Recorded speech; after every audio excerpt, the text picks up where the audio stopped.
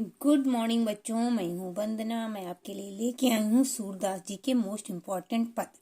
ये पद बच्चों आपके लिए बहुत ही महत्वपूर्ण है। ये 2017, 18, 19, 21 और 22 में आ चुका है। इस वर्ष की परीक्षा के लिए भी ये पद बहुत ही महत्वपूर्ण है। तो चलिए समय बर्बाद ना करते हुए इस पद को पढ़ते हैं। बच्चों, इससे पिछले वीडियो में भी मैंने सूरदास जी के मोस्ट इम्पॉर्टेंट पदों को पढ़ाया है, उसे जरूर देखिएगा। तो चलिए अब स्टार्ट करते हैं। ऊधो मन न भये 10-20, एक हूँ तो सो गयो श्याम संग को और आधे ईस। इंद्र शिथिल भई के सो बिन जिन देही बिन शीस। आशा लागी रहत तन श्वासा जी में कोटि बरिस। तुम तो सखा श्याम सुंदर के सकल जोग के ईस। सूर हमारे नंद नंदन बिन और नहीं जगदीश। तो बच्चों चलिए अब हम इसकी व्याख्या देखते हैं। ऊधो मन न भये 10-20। ऊधो ऊधो मन न भये 10-20। हे ऊधो, हमारे पास कोई 10-20 मन नहीं है। एक हूँ तो सो गयो श्याम संग, एक ही था जो श्याम के साथ चला गया। को और आधे ईस, कौन ईश्वर की आराधना करे। इंद्री शिथिल भई के सो बिन, हमारी सारी इंद्रियां कृष्ण के बिना शिथिल हो गई हैं, बेकार हो गई हैं। जीव देही बिन शीस, जिस प्रकार शरीर बिना सर के हो जाता है। आशा लागे रहत तन श्वासा, जीव कोटि बरिस, हमको आशा लगी हुई है कि हमारे कृष्ण वापस आएंगे, इसीलिए हमारी सांस चल रही है और इसी इंतजार में, इसी उम्मीद में हम करोड़ों वर्षों तक जीवित रह सकते हैं। तुम तो सखा श्याम सुंदर के, तुम तो श्याम सुंदर के सखा हो, तुम तो हमारे कृष्ण के मित्र हो और सकल योग साधना के ईश्वर हो, और तुम चाहो तो हमारा संयोग भी करवा सकते हो।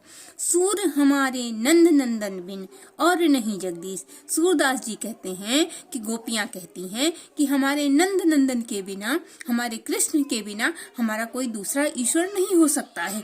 तो बच्चों एक बार चलो फिर से देख लेते हैं। ऊधो मन न भये 10-20, एक हूँ तो सो गयो श्याम संग को राधे ईश। हे ऊधो, हमारे पास कोई 10-20 मन नहीं है, एक ही था जो हमारे कृष्ण के साथ चला गया है।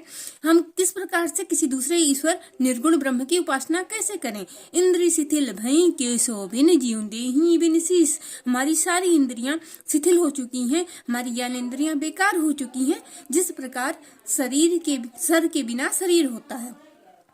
आशा लागे रहत तन श्वासा, जी में कोटि बरिस, हमको आशा लगी हुई है कि हमारे कृष्ण वापस आएंगे, इसीलिए हमारी सांस चल रही है और इसी आशा के साथ हम कोटि बरिस जी सकते हैं।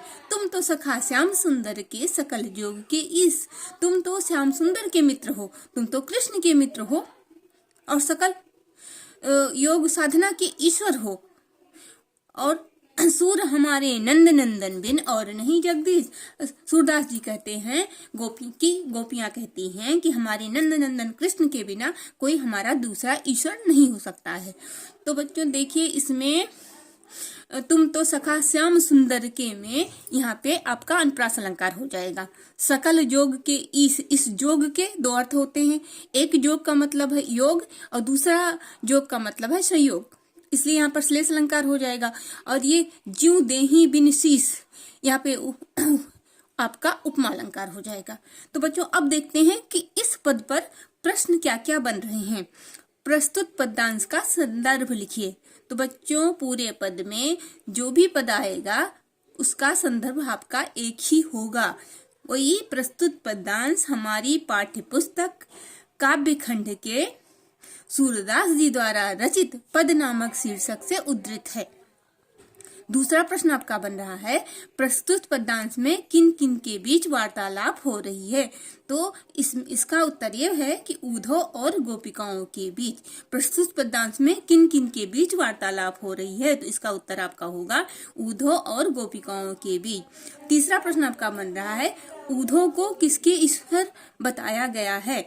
तो इसका आंसर ये है कि ऊधो को योग साधना का ईश्वर बताया गया है। इस ऊधो को किसका ईश्वर बताया गया है? ऊधो को योग साधना का ईश्वर बताया गया है। श्री कृष्ण के बिना किसकी ज्ञान इंद्रियां शिथिल हो रही हैं? अगला प्रश्न आपका ये है कि श्री कृष्ण के बिना किनकी इंद्रियां शिथिल हो रही हैं? तो गोपिकाओं की। अगला प्रश्न है कि उपयुक्त पद में कौन सा रस, छंद और अलंकार है। तो बच्चों इसमें रस आपका वियोग श्रृंगार है, छंद आपका गेय पद ही है, भाषा पूरे पद की ब्रज ही है, और अलंकार जैसा कि मैंने आपको बताया है अनुप्रास, उपमा और श्लेष है। और बच्चों इस पर एक प्रश्न और बन सकता है। वो प्रश्न आपका ये है कि रेखांकित पंक्तियों का अर्थ लिखिए। तो इस पद में आपकी कोई भी पंक्तियां रेखांकित हो सकती हैं, अर्थ हम आपको बता दिए हैं, आप लिख दीजिएगा। तो बच्चों ये वीडियो आपके लिए बहुत इंपॉर्टेंट है, तो इसको देखिए, मन लगा कि इसको पढ़िए। नोट्स बना सकते हैं तो नोट्स बनाइए, वरना वीडियो से ही पढ़िए, क्योंकि ये इस बार की परीक्षा के लिए मोस्ट इम्पॉर्टेंट है। हमारे जो भी वीडियोज सूरदास के पद के बने हैं वो परीक्षा की दृष्टि से बहुत ही महत्वपूर्ण है। आप उनको देखिए, लाइक कीजिए, कमेंट कीजिए, शेयर कीजिए। अगर कुछ समझ में नहीं आ रहा तो आप कमेंट करके बताइए हमें कि हमारे समझ में ये चीज नहीं आ रही, हम उसको फिर से क्लियर करेंगे। थैंक यू बच्चों, मिलते हैं आपको नेक्स्ट पद में। अभी एक पद आप परीक्षा की दृष्टि से महत्वपूर्ण और बचा हुआ है, तो उसके साथ हम फिर मिलेंगे।